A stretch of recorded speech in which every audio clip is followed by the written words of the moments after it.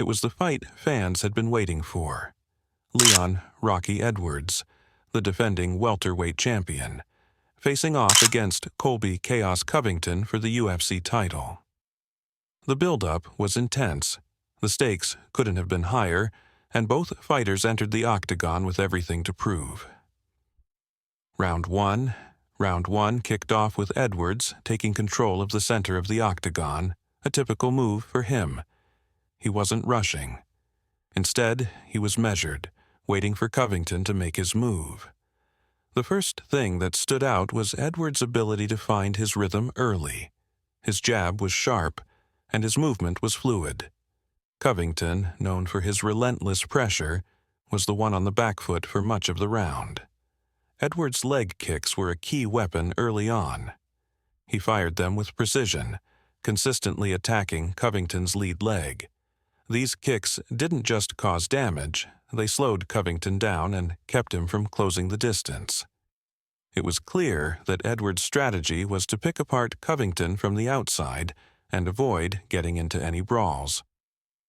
Round two saw Edwards continue to stay on the outside, using his superior striking to chip away at Covington. His footwork was impeccable. He moved side to side, making it difficult for Covington to close in with his typical pressure. Covington, always relentless with his takedown attempts, tried to pressure Edwards against the cage and initiate his grappling game. But Edwards' takedown defense was on point. He stuffed multiple attempts and kept the fight standing where he could dictate the pace. Covington was visibly frustrated, as his usual game plan wasn't working. The leg kicks kept landing, and by now Covington's right leg was clearly compromised. Edwards wasn't just landing them, he was punishing Covington, and the damage was starting to show. His control of the fight was undeniable. Round three was Covington's best round. With his back against the wall, he finally got some success. After pushing forward, he secured a takedown, his first of the fight, and landed in full guard. The crowd roared, and it seemed like this might be the moment Covington could turn the fight around.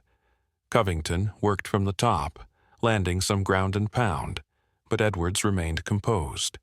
He worked his way back to his feet, showing his champion's mentality, and quickly returned to his striking game.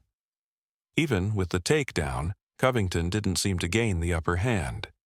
Edwards was able to negate any lasting damage and quickly retake control. Round four was a turning point. Edwards' pace never slowed. He was still picking Covington apart on the feet, avoiding the takedowns and landing clean shots. The damage from those brutal leg kicks was starting to add up, and Covington's movement was clearly compromised. He was still trying to press forward, but his speed and pressure were noticeably lacking. Covington began to show signs of frustration. Despite his best efforts to swarm Edwards with pressure, the champion's defense was too strong. Edwards' head movement was exceptional, and he was able to avoid most of Covington's strikes. Covington's output started to slow, as he could no longer land with the same volume or power. Round 5. By the fifth and final round, it was clear that Edwards was in control. Covington, knowing this might be his last shot, pushed forward with a flurry of strikes, but Edwards simply had the answer for everything. His movement was crisp, his counters clean, and Covington's attacks lacked the same intensity they had earlier in the fight. The leg kicks had done their job, and Covington's right leg was almost useless. In the final moments, Edwards was slipping past Covington's punches with ease and landing some of his own, leaving Covington with no clear way to regain momentum. The judges' scorecards reflected the one-sided nature of the contest. Edwards retains the title.